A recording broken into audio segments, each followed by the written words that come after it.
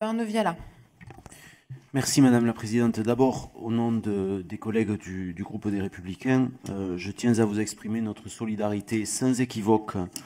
pour dénoncer et même condamner les attaques dont vous êtes l'objet depuis quelques jours et qui n'ont absolument rien à voir avec ces travaux, ni d'ailleurs avec les différents points de vue que nous pouvons avoir eu ou avoir sur le déroulement et la façon dont les choses se sont passées ici. Je voudrais aussi dire au nom de notre groupe toute notre gratitude à Guillaume Larrivé pour le travail qu'il a effectué en tant que co-rapporteur à vos côtés,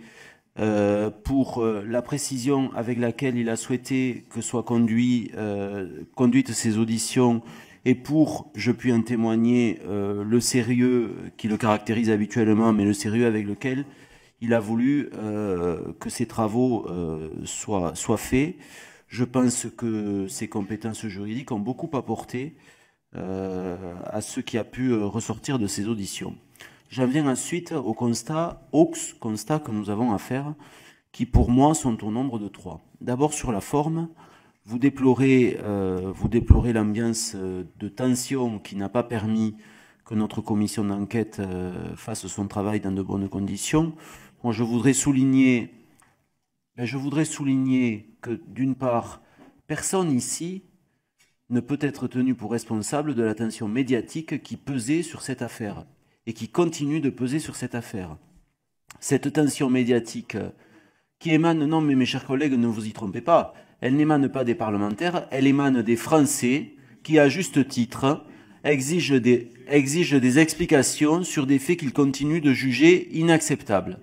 Que cette tension médiatique se soit invitée à l'Assemblée nationale à l'ouverture d'une commission d'enquête me paraît absolument normal. Et moi, pour avoir participé depuis plusieurs années à plusieurs commissions d'enquête, nécessairement sur des sujets révélant des faits qui génèrent des tensions, j'ai vécu cette même tension partout. Pour ne pas la citer, à l'heure actuelle, une commission d'enquête vient d'achever ses travaux sur Lactalis, sur une affaire sanitaire liée au groupe Lactalis. Il y avait une tension médiatique très forte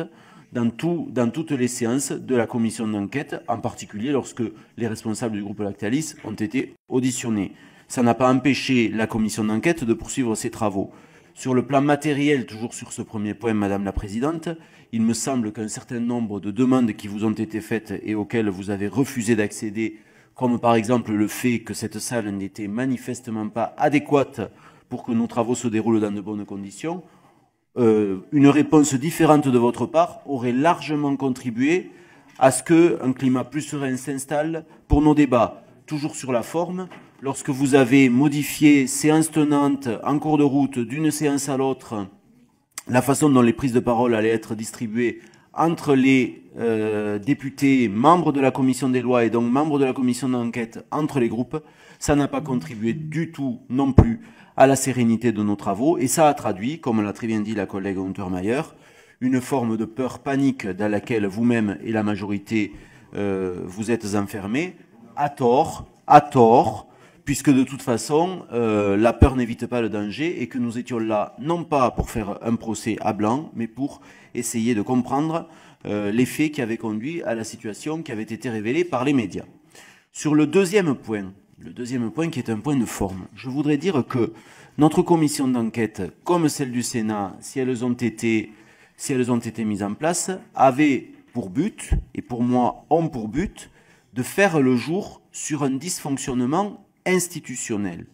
C'est-à-dire que nous avons comme unique ambition dans ces travaux de comprendre pourquoi une forme d'hypertrophie du pouvoir présidentiel,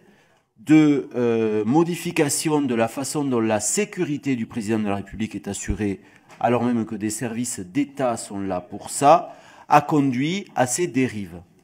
Nous étions là pour lever le voile là-dessus, c'est notre vocation de parlementaire et nous ne le faisions pas en notre nom propre, nous le faisions au nom de nos concitoyens qui le demandent. Et j'ai le regret de constater, face à l'échec dont vous décidez ce matin de notre commission d'enquête, que sans avoir levé le voile sur un premier problème institutionnel, nous en créons un deuxième. Car à supprimer la phase conclusive de la commission d'enquête, on supprime en fait la capacité d'évaluation et de contrôle du Parlement à travers cet outil qu'est la commission d'enquête Et donc, on signe une grave cicatrice supplémentaire dans le fonctionnement démocratique de nos institutions. C'est ça, à mes yeux, qui est le plus grave. C'est ça, à mes yeux, qui est le plus grave. Et troisième point, je voudrais dire qu'en mettant un terme aussi prématuré aux travaux de cette commission, alors même que son homologue du Sénat poursuit, elle, ses auditions aussitôt que le Sénat reprendra ses travaux en septembre, et alors même que dans l'affaire qui nous occupait, les révélations n'ont pas arrêté, elles, de nous parvenir, puisque nous avons appris hier,